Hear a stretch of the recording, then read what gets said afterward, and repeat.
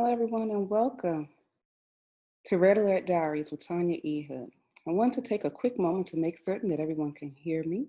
I had a slight moment with the video sound. You can raise your hand, that will let me know, and we can move through the process. I'm inviting you to our inaugural event. I am Tanya E. Hood, a wife, a mother, and an entrepreneur. And as an entrepreneur, it simply means that I have worn a lot of hats and done several things in order to gain some insight and knowledge about who I am and how to help others make a strategic and actionable steps to get them to the next level.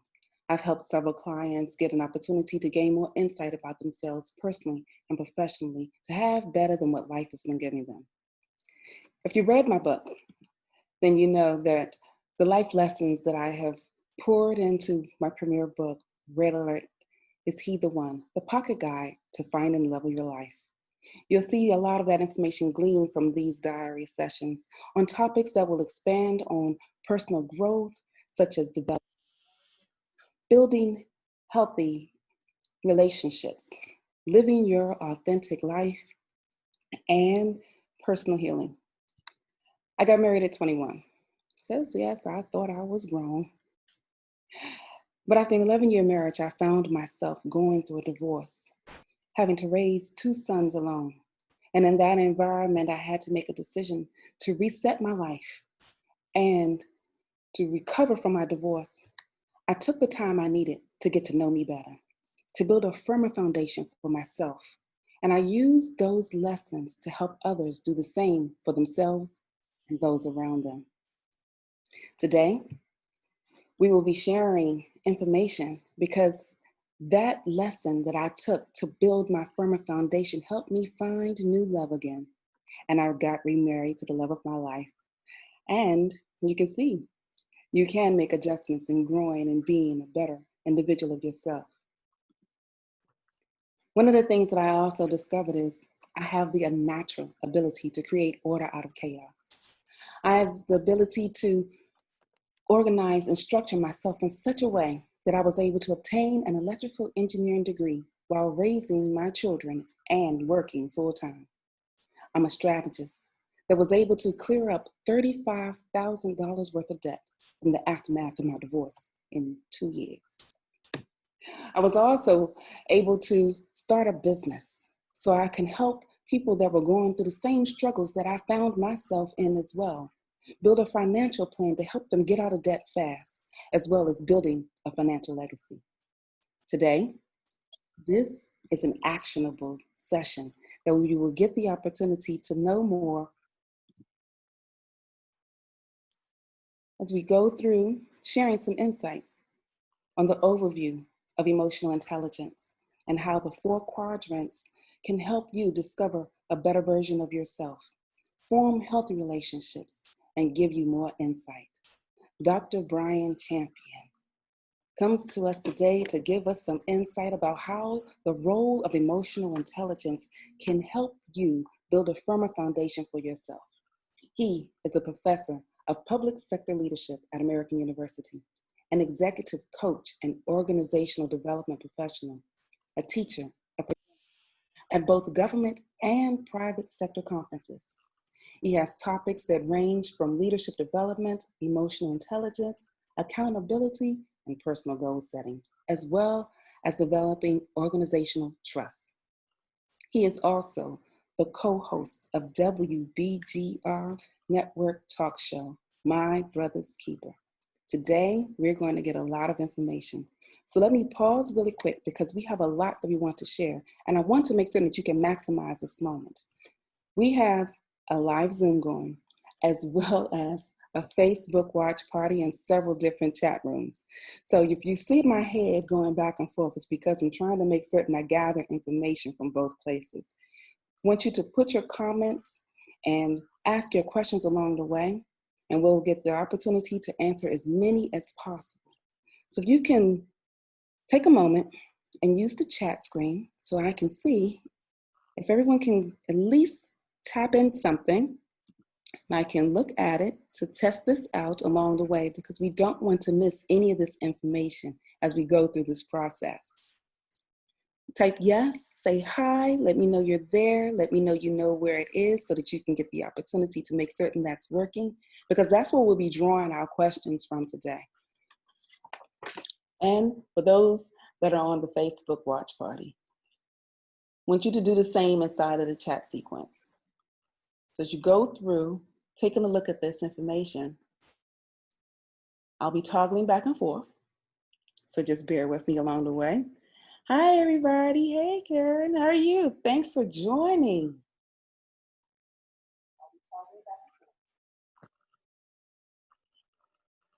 So let me continue to make certain that I share this information as well, because it looked like the share turned off for a second. So while we're going through this, have pen and paper, because you are going to want to take some notes. The information that we're going to get from Dr. Champion today is going to be information that you will want to hold on to. And I can see your comments. Thank you, everybody, for sharing that information. So I know I'll be able to capture that. Those that are on Facebook, I'm trying to see where your comments are. I'm missing a little bit of that. So you guys are going to have to check that part for me, because I don't see the comments in the Facebook link. So if you're trying to capture me on Facebook, I'm missing you. So if I don't get the opportunity to catch you on Facebook, you can send me your comments later, and we'll make certain that we put that information on my website, tanyaehood.com, and we'll be able to answer that questions. So with that, Dr. Champion, thank you so much for coming in and sharing your insight and giving us this knowledge that we need on how emotional intelligence can help us through our process. But with that, can you pause a second, because I'm really interested. How did you get started in studying a topic like this to begin with? Well, first of all, Tanya, thank you for having me on today. I really find it an honor and a pleasure. And I want to commend you and congratulate you on this first episode of Red Alert Diaries. I know that there's a lot of information that you have to share, and over the next few months as this launches, that there'll be blessings to many of people. But I wanted to just say, you know, it's a real funny thing. Well, at least I think it's a funny thing of how I got into emotional intelligence. I actually got shamed into emotional intelligence. I was asked to speak at a graduation ceremony, and the speaker, the person who introduced me, I see Jerome Murphy on, and so he probably remembers this. I was being introduced, and I was introduced as a leader who leads with high emotional intelligence. So I was really embarrassed because I had heard the term before, but I really wasn't sure what emotional intelligence was. So, especially being was a little concerned, I went on and the internet to find out a little bit more about emotional intelligence, because if you say I have it, but I don't know what it is, then maybe I can make it better if I begin to study it. So I looked it up, and one of the first things I saw that made me really happy was to find out that emotional intelligence was a new science by term that started in the early 90s. Well, that made me feel good because I graduated in the 80s. So I realized that it wasn't as if I was asleep that semester when they were doing the lessons on emotional intelligence. So what we had, and I began to learn it. And do you have a slide? Yes. Where we can show that your hard window of emotional intelligence. I created this window that talks about emotional intelligence that I just like to share with everyone. And it shows that each of us fit into one of the quadrants. We either don't know emotional intelligence and we don't practice it. We don't know it, but we practice it. That's the quadrant I found myself in. You have individuals who know it, but don't practice it. But then in the top right-hand corner, know emotional intelligence and practice emotional intelligence. That's the quadrant that each of us actually want to find ourselves in. That's the quadrant that no matter what of the other three you are in currently, that you can develop yourself and begin to work yourself into that knowing and practicing emotional intelligence. All right. So go ahead. So I wanted to just take a quick moment because a lot of times when we look at the Johari's window, we see that in a couple of different things. And it's great to see how you can tie that into emotional intelligence. As we go through, you're going to give us a deeper understanding about these different elements associated with this? Yes, we're going to get into the four quadrants of emotional intelligence, which begin to help us define who we are. So we said we're going to talk about self-discovery. Self-discovery happens when we are emotionally intelligent. And so we're just going to talk a little bit about defining it, understanding some of the terms, and then talking through the process of emotional intelligence. A lot of times people will ask the question, why is emotional intelligence important? It's important because people often finish an emotion and say, boy, I wish I didn't say that. I wish I could take that back. I wish I didn't do that. And it's when we begin to use emotional intelligence that we take that pause and begin to understand that if we stop for a moment, then we can control our emotions and not feel and regret something that we've done. So emotional intelligence helps us keep very strong relationships because it helps us understand the relationship between who we are and those we relate to. All right. So, and if we go to the next slide, we'll actually talk a little bit about a definition of emotional intelligence, which we see is the capacity to understand one's own emotions, but also the emotions of others. And that's very important because sometimes we get caught up in only caring about how we feel about the situation. And because we're unable to see the other person's side, we're not able to begin to have collective success. So emotional intelligence helps us to understand those things that get the best out of us, but also help us to understand the things that get the best out of the others, the people who we work with, the people we live with, the people we interact with. So we have stronger work relationships, we have strong family relationships, and just in our organizations, we can have those stronger relationships if we begin to understand not only what's important to me, but also what's important to others. Okay. So I just wanted to take a moment to also just kind of do a little clarity because people often hear terms. So EQ and EQ and EI are two terms that a lot of people use interchangeably. However, EQ actually represents the emotion quotient, and that's how we measure emotional intelligence. So if you are to go through an emotional intelligence tool and go through an assessment, you get a score, which is your EQ score.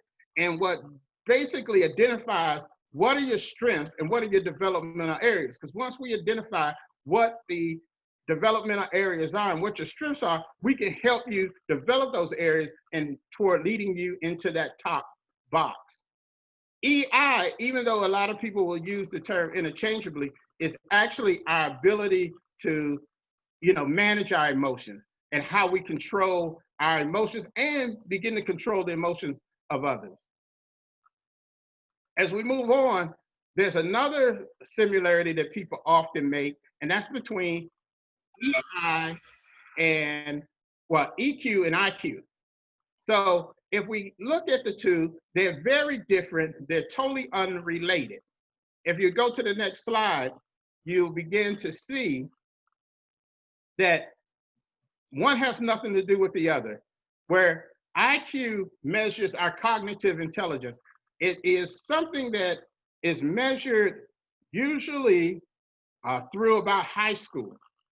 Once we get about 17 years old, our IQ score is going to remain the same. And it talks about how smart we are, how our ability to grasp concepts.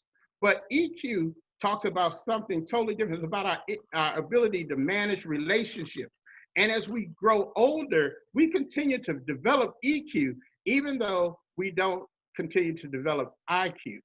So oftentimes people will make the mistake of believing that the smartest person in the room is going to be the best leader in the group. But because they often will just focus on their cognitive intelligence and not continue to grow their emotional intelligence, then we find them being ineffective leaders. We find them being in ineffective or unhealthy relationships with others, because they're not developing relationships as we do in our EQ.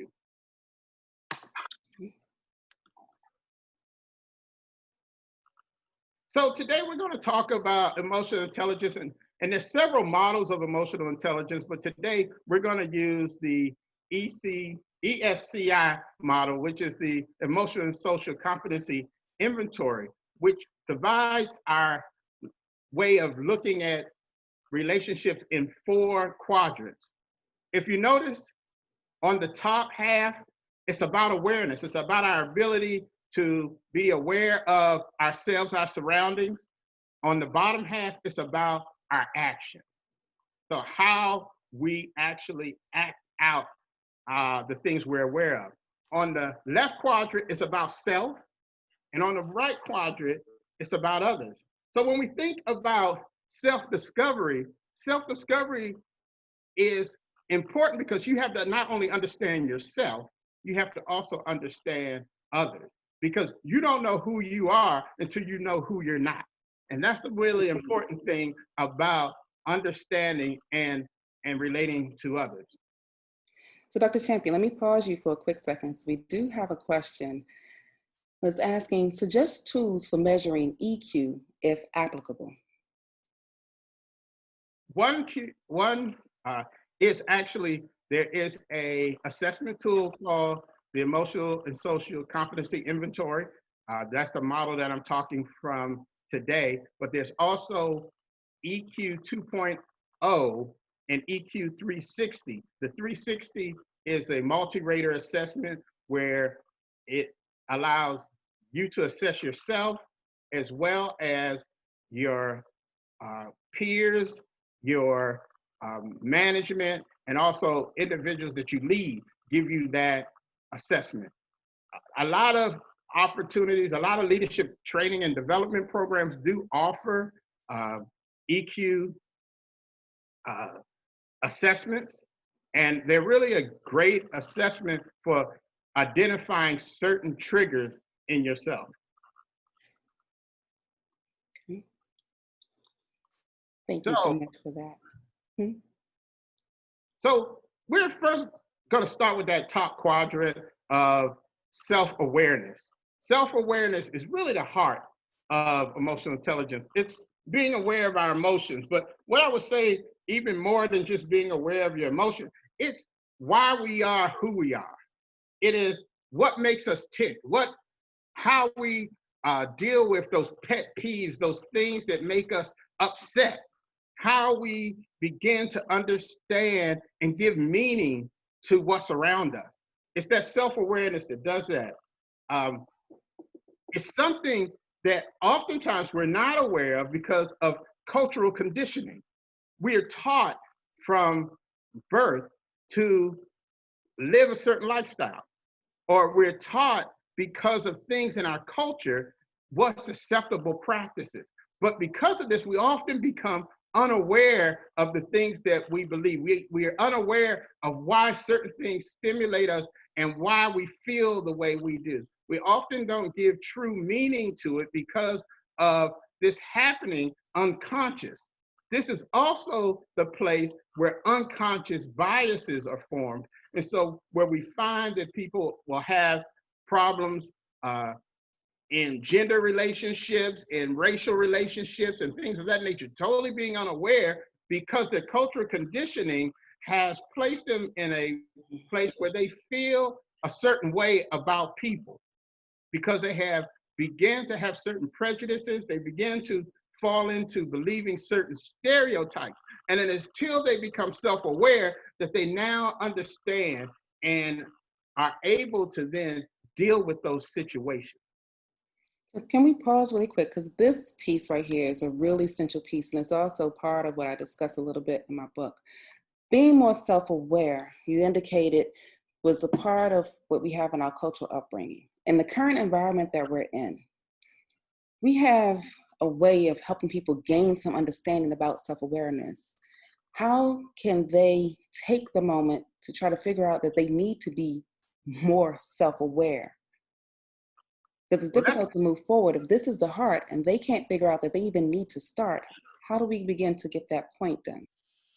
Well, that's truthfully a big concern for a lot of people because their culture continues to support the belief system that they have. So our conditioning is where we get our values, is where we get our assumptions, is where we get our beliefs, it's where we get it's where we derive our expectations. All of this comes out of that environment. But unless we're able to or willing to receive feedback from individuals, then oftentimes we don't have the ability to become more aware. If we're also not willing to engage in a diverse community, we have the same concern of not being self-aware because we have the blinders on and our situation continues to only allow us to focus on those things. So when you think about current situations, one of the things is that if you watch certain news channels, it's going to support the beliefs that you already have. So if someone has an opinion different from you, you'll look at them and say, well, I heard it on the news.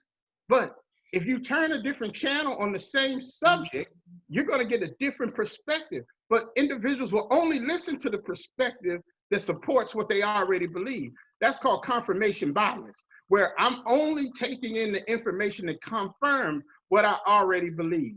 And so it's these things that block us many a times from being self-aware. And when we lack self-awareness, it affects our ability to be open-minded, to be fair, to have proper responses, and to do right by others. Okay. So as we move to the second quadrant of self-management, there's a strong relationship between self-awareness. Because when we become aware of certain behaviors, certain things that set us off, it also helps us now to be able to put it under control. So I call self-management also about self-control. So in self-control, you know sometimes that there's certain things that bother you. So when you know those things bother you, you also know that you have the tendency to respond a certain way. So this is, if you remember some early psychology 101, this is around stimulus and response. So our stimulus is in our, cultural conditioning. We respond because we give things meaning and understanding to it. However, in some situations, we find that those responses are totally inappropriate.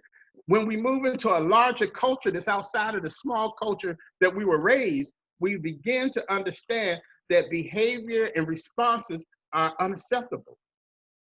But when we recognize that, as we do in self-awareness, then we begin to be able to manage our individual actions. We begin to manage our responses to situations. So I liken it to the fact that I am totally aware, but I was not aware at one time in my life that I dislike getting emails that I thought had attitude. And if somebody sent me an email that had attitude, the first thing I was going to do is respond back and give attitude. But I realized that gets you in trouble. When I was growing up, my father used to do things with carpentry and wood. And what he would do is he taught me to measure twice and cut once. That lesson was that if you measure twice and get the same measurement and then cut the wood, the likelihood of you making a mistake and have to recut has been reduced because you've checked twice. Well, sometimes when we take that pause, and what I learned is to take a pause, and when I got an email that I didn't like, I took a pause. I wrote my response. I read it once, I walked away from it. I read it a second time. And if my feeling was still the same, then I felt that the response might be appropriate. But oftentimes I found that by waiting just a little while, it allowed me to look at it very different and allowed me to then determine that that was not the appropriate action.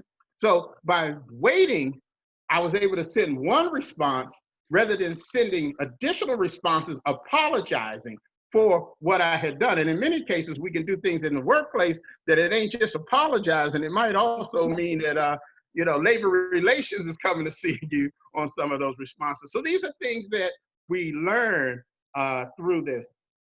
We also Dr. Champion, can I pause you really quick because there's a quick question. Yes. How do you determine where the line begins and ends of you being self-managed not to have these actions to people, and then find yourself in a position where you don't want to enhance or enable somebody else's bad behavior because they are not self-aware, have not taken the time to do what you were discussing earlier, be in self-reflection, and they're allowing their culture to feed their bad behavior. But because I've become mindful of my self-management, where's that line? How do you know if you've crossed the line to enabling instead of self-managing? Well, in self-management, we allow ourselves to maybe step and look at a different perspective. Not that you just totally remove someone from being accountable, but self-management allows you to consider a different approach about making corrective action. So sometimes the person won't hear a thing we say because we're saying it all in our emotions. But if we take a moment to pause, get out of our emotions, then maybe we're able to approach it from a perspective where they're a listening ear. And that's where we're not sacrificing the fact that we are holding people accountable for certain behavior or certain products, but we're holding ourselves accountable to developing a relationship that makes them want to listen to you or encourages them to want to listen to you and hear the feedback that you share with them. All right. So I just wanted to say one more thing about our self-control and that happens in this piece is also, this is the part where we see people who show resilience, who don't allow themselves to get so upset that they lose focus on what's in the best interest of them. We see it so many times that people get upset. I didn't get the job. The next job applies. They won't apply for the next job because maybe they feel that they didn't want me the last time, so they're not going to want me this time. But it's the resilience that keeps you in the game that allows you to continue to engage. And so that's another really particular part about self-management, not letting setbacks stop you from trying to make your comeback, as Willie Jolly would say. Indeed. So in our top quadrant to the right, we look at social awareness. And our social awareness is when we begin to be aware of not only ourselves, but we start to notice what's going on around us. What's in the best interest for the greater good? Not just what's in the best interest for me, but how do we all win? Covey talked about the win-win situation. And the win-win situation is found in social awareness. It also is a place where you begin to apply empathy. Empathy is a very important piece of social awareness because you begin to not only look at things from your perspective, you try to understand from someone else's perspective. Covey would also say that it is seek to understand before being understood. And so when we seek to understand, we really begin to say to ourselves, this is the situation from their perspective. And given that, how would they respond? Or how would they like to be responded to? And so when we begin to have that relationship, we're not just looking at what's good for us, we're looking at what's good for both and for more.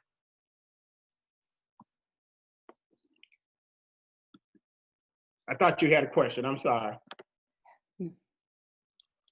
So the final quadrant that is important in this is relationship management. And that's where we find so much important in emotional intelligence, because that's what allows us to manage conflict. That's what allows us to work with one another. That's how we keep things positive. It's, the way that we, foster great work environments of inclusion. where people feel like the culture is good and want to relate and work with one another. That's the place where we find acceptance in developing others, because it's not about what I can do, it's about me developing others so that we can have a good place to be. See, one of the things we have to recognize is that uh, some of the concepts that we believe are intended to benefit a small group of people are most effective when we have the recognition that they don't just benefit one small group of people, that they benefit everyone. So one thing that we recognize is that by educating everyone, we have a smarter community. We have a place where more technology can be developed, where we have brighter and smart minds. See, it's not about the fact that somebody's going to come and take my job. It's about the fact that we need the best and brightest, and we begin to put money and resources in educating all. But some will look at it from a totally different perspective. But in relationship management, we begin to understand that it is important for us to do this. So can we pause really quick right there? Because this Yeah. is a point that I really, one of the things I'm glad that you're sharing, because you're aware that the book that I wrote in the aftermath of my divorce because I had to get some lessons for myself in order for me to move forward. And one of the key components that I had to walk through discovery was in self-awareness. But in order to move out of that range into being a better person and more whole personally and professionally, this relationship management piece was the key. Can you give us a little more insight? Because I'm streaming live inside of a group that I work with a lot of different individuals who are struggling in their life after divorce, not quite sure how to get to the next level, not really sure what to say or how to manage what to do with themselves personally or professionally because the lines have gotten blurred. Can you give us a little more insight about how to, one, get a little more understanding personally so that we stop blurring the lines professionally to get ourselves to a better direction? Well, one thing I'll say is that we kind of have begun to develop a culture that people are individuals. People begin to believe that for me to win, someone else has to lose, that I have to be better than someone else. And they begin to walk away from that collaborative spirit. They also don't understand that conflict is healthy. So if me and you have a conflict, then we can't do nothing together. We can't work together because you see things different than I am, the way I see them. But what we start to recognize that if we look at relationships in the right way, that through conflict and collaboration, that's where innovation is born. So when we have a situation where there's all people in alignment and agreement, there's no reason to come up with any new ideas because it's just, the status quo. And organizations and relationships that don't provide that opportunity for people to feel safe in that relationship will not contribute to the relationship. Mm-hmm. So there's a book called Psychological Safety, and they actually talk about four stages of psychological safety that help us to engage in having strong relationships. And the first step is, and they go in kind of a order of, the first one is inclusion safety. I have to feel safe that you include me, that you actually want me to be part of your team, your family, your organization, your club. I have to feel that you want me to be part as a member. So first step is I have to feel that fact. And when I don't feel included, then I become disengaged. I become to a point where I'm not interested, or I show a lackluster piece. And when we often look at scenarios and people will say, this person is too passive, it's because we haven't made them feel included where they want to align and engage me. Indeed. The second piece of psychological safety is learner safety. Hey, you froze. Oh, Bryan, you're getting to And when, sorry? you froze. We missed. You were getting to the good part. Could you go back to discuss learner safety? Okay, so in learner safety, you have to feel that it's safe to ask questions. You have to feel that it is appropriate to be wrong, to make a mistake. And without that sense of safety, then you again are afraid to participate. You might feel included, but you kind of fall into that place of just being um, a member. You just feel like you are just in the flow. And some people like that. Yeah, I'm just glad to be there. When I played basketball years ago, I remember there was one guy had never been on a team before. It didn't matter to him if he got in the game or not. He was just happy to have a uniform and to hang out with the fellas. So he didn't feel safe that if he got in the game, he was going to do the right thing.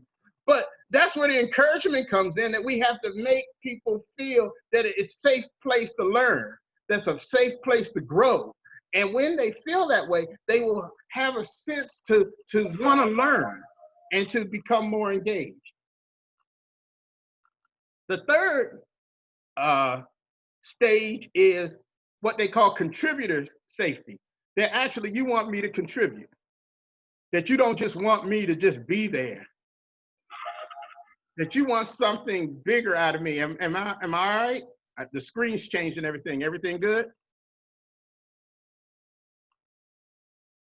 Do I got y'all? No, I think she was dropped. But I think Tanya was dropped, Bryan. Okay, can everybody else hear me? Please give me a thumbs up if y'all can hear me. Okay. Yeah. All right. So in the contributor safety, I have to feel that you want my contributions, that you want my special gifts, the things that I have to offer, and not just the fact that I'm going to do what you say and what you feel that is required.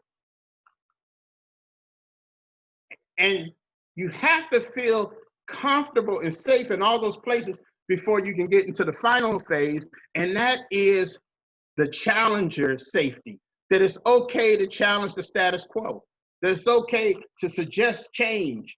And what we have to understand is that, again, if nobody is suggesting change, and the relationships are set up where only individuals are participating because they just want to be a member or they just want to get a check, that they're not really interested in contributing or making things better, we're not getting the most out of them. So our relationships are unhealthy and ineffective. Leslie, you have to unmute Tanya.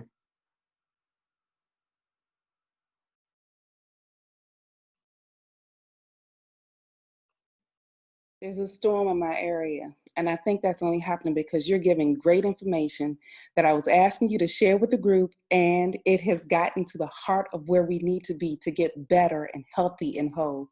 So I apologize if it goes off again. Well, I think when just in checking, others still stay connected. So I think that I got the thumbs up. So I think we're okay. Good. So good. I was just sharing those 4 stages of psychological safety and how they are important for us to have healthy relationships. And when we look at our family, when we look at our organizations, and we wonder why they're dysfunctional, it's often because we haven't developed an infrastructure that provides inclusion, that provides people with the ability to question, with the ability to go and try to do it their way. And when we do those things, there is no true relationship. There's no true partnership. See, there's no relationship without partnership, because the one thing that is key to a successful relationship, it has to be mutually beneficial. And if a relationship is not mutually beneficial, then one person or someone is going to not stay in that relationship or not be committed to that relationship. That's where trust and all of those pieces become very important, because without it, people don't feel the gratification that they should feel in that relationship. So let me ask a quick question, because there was one question that was asked in the group. After 16 years of marriage, she has been trying to let her significant other know that she values him, she wants to be present with him, but he is being off-standish, and especially in this environment with COVID.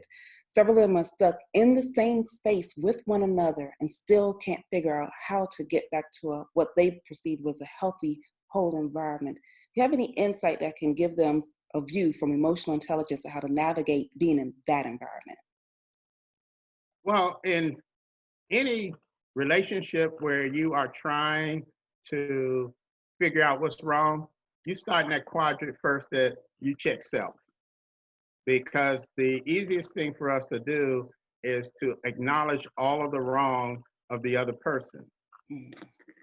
Once you begin to look at yourself and make certain determinations about what it is that you don't like about the relationship, and you understand what you're contributing to make the other person not like about the relationship, you're able to go to them and begin to have a dialogue that hopefully brings clarity to you and gives you an opportunity to have discussion.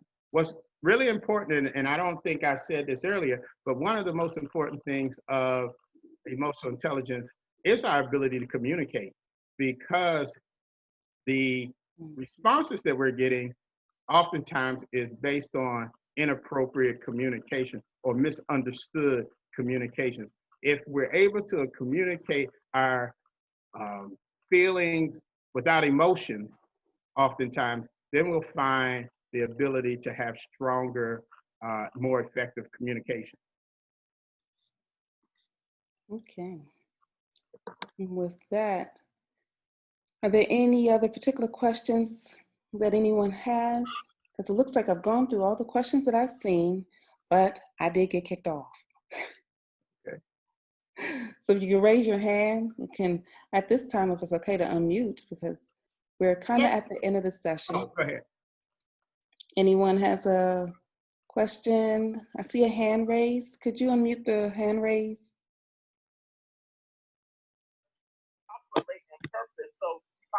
There you are, you're unmuted. Hi, Tasha. Hi. Share your question. I think we were getting some feedback. Getting feedback? Okay, it was too much. So if they'll type the question in, we can try to answer. Yes, we will provide you copies of the slides from today's discussion. And one thing I want to say, just kind of as we are looking at, emotional intelligence, and we're just looking at a lot of things during these times. We're in a very special and unique time right now. We're in a world that is changing significantly. And I think it's calling us to be, to use emotional intelligence now better than ever, because this situation places us in our emotions. It puts us in a place where we're not comfortable. And when we're not comfortable, sometimes we react to that discomfort, but we take it out on that person who's closest to us and not to what we're really upset about. It's our emotional intelligence that allows us to compartmentalize. And this is a very important part. Compartmentalize. Ensure what you're upset about before you discuss from an emotional place.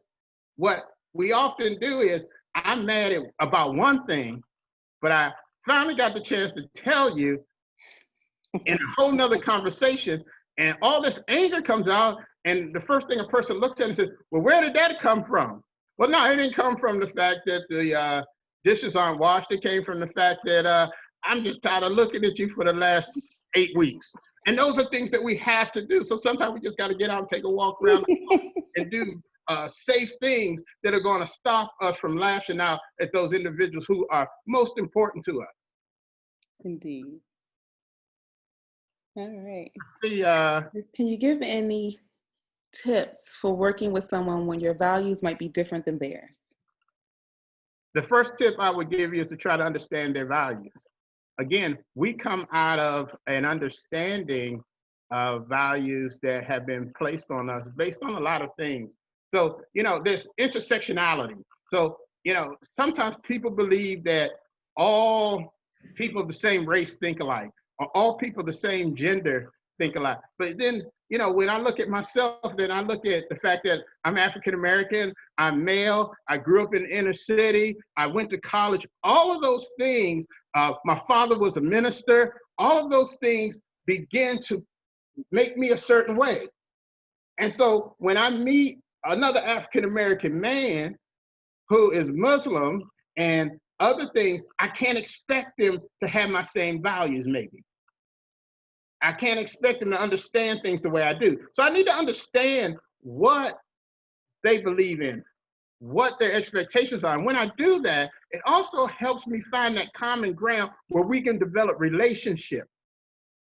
Mm-hmm. Individuals are 99.6%. Every human in the world is 99.6% the same. However, that 0.4% is what we focus on. Now, that 0.4% has power because that's what makes us unique. That's what makes us great. However, we begin to put people in boxes just based on that 0.4% rather than focusing on our commonality. That the fact that we have some major things that we all have is human needs, where we want to eat, we want survival, we want to feel safe. These are the things we want to do. We want to feel loved. We want to be part of a community. These are basic human needs, but we trade off the fact that somebody doesn't need that or want that because we feel like they come from a different scenario than we do. And that's not being understanding. We have to be understanding of others to begin, as I said, if you want to be understood, you have to begin to understand someone else. Indeed. Was So that we have another about question? 5 more minutes. Do we have another question?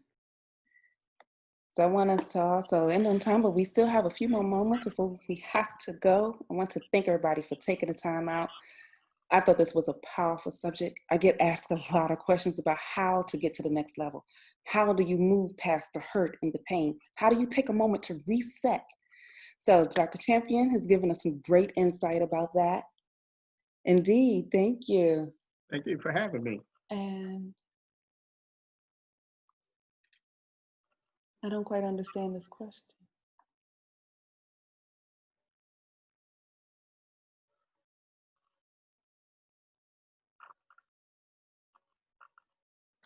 Okay, I'm gonna have to get them to ask that question again because I don't quite understand what they are trying to say on the watch party. Oh, okay. This question. How do you have a conversation, or what do you do when you are in a relationship with someone who wants to make everything about themselves instead of paying attention to the fact that they are causing hurt on those around them? Read the first part of the question. How do you what? Wondering if your ex misses you. How do you deal with it? How do you get them to understand that they are causing hurt to those around them? Because they are not showing any regrets for leaving or hurting you. Well, everyone is not going to strive to be a better person. There is a part of society and individuals who will only think of themselves. However, sometimes we can show them if their behavior is different, then they can have a better life. And if they have a better life, then they may be able to then be able to show you you know, and give you what it is you feel. But sometimes we just have to convey that to them, that you're not getting what you want to be happy, and I'm not getting what I want to be happy, and this is what it takes for you to get what you want. Dr. Pinkett said, keep moving forward always. Dr. Pinkett, usable positive info. Thanks a million. Well, with that, thank you, Dr. Champion. This was, like I shared with you guys earlier, very insightful. He always has such great information to share. And I have been a grand recipient of a lot of knowledge and information along the way. Let me see if I can pull my screen back up because I want to be able to let you see how to get in touch with him again. So bear with me as I try to share this. Can you guys see the screen okay? All right, we are back up and running for a second. So reach out to Dr. Champion on his various social media platforms to gain more insight about what he's doing next, hear more information about how to connect with him, and join him. He has the weekly recorded episodes and the Zoom sessions that are currently going with My Brother's Keeper that you can tap into on Tuesdays at 7 p.m. He can give you more insight when you join on the various social media platforms for him with that. And take a time, because you are the beneficiary of investing in yourself. I had to learn that from a lot of the different coaches that I hired to help me get to a better position. Because too often we pour into others and we think the more we give to somebody else, the world around us will get better. Well, we've already learned from Dr. Champion that it starts with you first. The heart of getting better is in self-awareness. And if you don't take the time to get to know you better, to get you healthy and whole, you are not going to be able to do it for anyone around you or make any changes in your environment. One of the things that I also offer, in addition to my book, is a course called Reset Your Life. It's time for a fresh start. I started this because I started getting more people asking me questions about the lessons from my book. So I used this as a platform to pull more insight from the methodology that I used in my book. It walks through the different chapters in a 4-week session with 1 hour each, giving you insight from each of those chapters on self-discovery, getting to know others, setting your boundaries and your standards along the way, as well as chapter 7 by itself, because chapter 7 I call Next Level Notes, because it was in that platform that I was able to gain a deeper understanding of who I am. Because at the seat of your soul, you are committed to your standards and your culture, and you have to be clear about what that looks like so that you can move forward. Next Level Notes is how I was able to move forward to get to a better position. That course is going to be available June 22nd, beginning at 10 a.m. The online webinar, just inbox me so that we can get started. And so that you are aware, what I do with that session is have quick interviews, because I keep it in a small environment so we can maximize the use of our time and truly take the deeper dive. This platform was just an introduction to you, to give you something that I hope you can carry with you to get you to be a better person, healthy and whole for yourself and for those around you. And with that, thank you all so much. I appreciate this time. Let me know if there's some topics that you would like to have featured on another session of Red Alert Diaries with Tanya E. Hood. Tanya, Yes. before you close, I wanted to say one thing in closing. I just want to recognize Leslie Cash Tibbs, the St. Matthew CME Church, Reverend Thank Dr. you. Michael Green, for hosting us in this webinar today. They volunteered their time, their service, and allowing us to use their social media platform for this. And so I just want to say thank you to them, and you'll see me and Dr. Green on Tuesdays at 7 p.m. with My Brother's Keeper on the Believe God Radio, WBGR. All right. And with that, thank you everyone again for joining. Inbox us if you have any other quick questions along the way. This is Tanya E. Hood, walking in my purpose, and I want you to do the same. Night, everyone.